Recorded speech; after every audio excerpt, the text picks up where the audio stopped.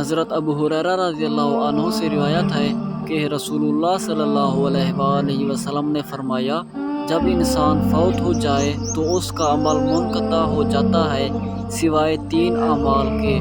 وہ منقطع نہیں ہوتے: صدقہ جاریہ، یا ایسا علم جس سے فائدہ اٹھایا جائے، یا نیک بیٹا جو اس کے لیے دعا کرے۔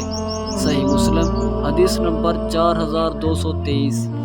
حضرت عائشہ رضی اللہ عنہا فرماتی ہیں کہ رسول اللہ صلی اللہ علیہ وآلہ وسلم عشاء کی نماز سے فارغ ہونے کے بعد فجر تک رات میں فجر کی 2 سنتوں کے علاوہ 11 رکعات پڑھا کرتے تھے، اور آپ اتنا لمبا سجدہ کرتے تھے کہ تم میں سے ایک شخص 50 آیات پڑھ سکتا ہے۔ سنن نسائی حدیث نمبر 1750۔